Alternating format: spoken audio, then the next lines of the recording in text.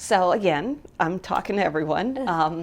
When I moved to California, my father was just about to retire. He had been a civil servant. You know, almost everyone in my family, once the civil servant jobs became more, my mom was working in the post office and in the Department of Motor Vehicles. My stepdad was a NYPD, and my dad was working for SoCal Edison.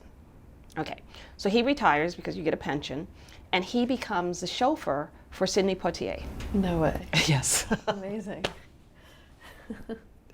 And Sidney and my dad become best friends, fast buddies, except that, and the biggest thing, of course, I guess I can tell this, maybe Sidney, Joanna will see this, but I think she kind of knew this anyway.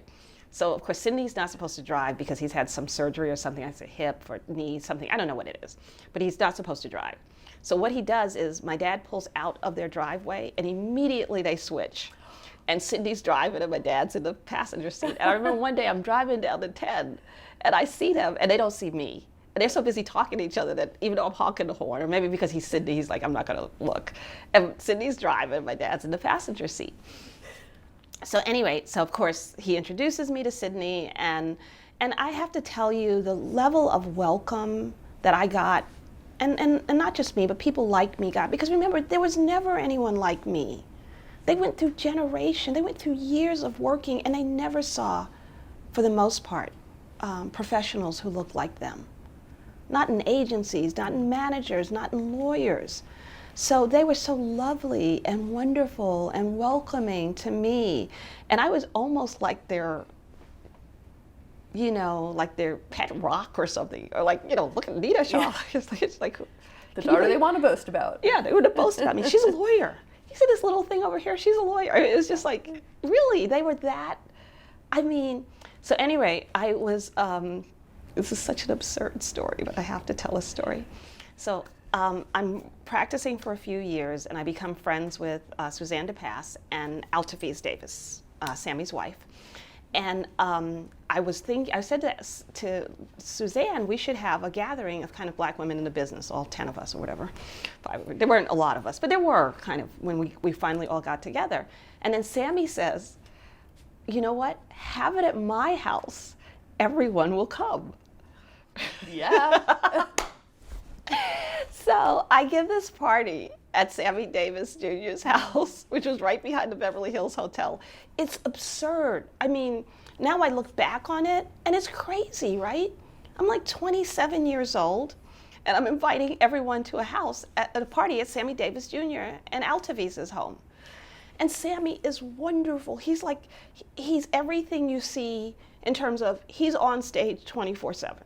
He comes out, hey, and he comes out, he meets everyone, and he welcomes everyone to their home. He's got all kinds of crap on his wall from this movie or that movie, and and I'm like, things signed from Frank Sinatra. It's crazy.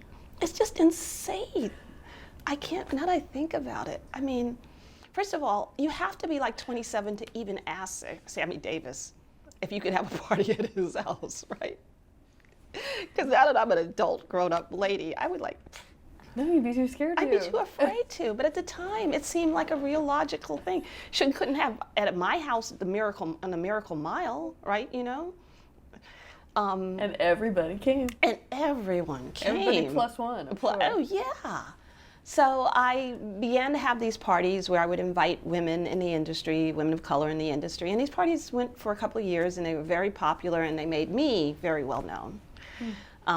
And I kind of became known to Sidney and Sammy, and then a number of people in my family were musicians, but like more kind of like journeyman musicians. You know, they played at night. They played, and as a result, I had a connection to a family member had a connection to Clarence Avant, who is Nicole Avant's dad, and Nicole is married to Ted Sarandos. Okay, everybody's connected. Yeah. Everyone's connected in some way. And I had a client who, I don't even remember the name of this person, who had left me because they had gotten to know Quincy, and Quincy had introduced them to his lawyer. So I needed to get to Quincy and explain to him that he could not do that ever again, right? And I felt like if he got to know me, right, he would not do that. Of course. Of course.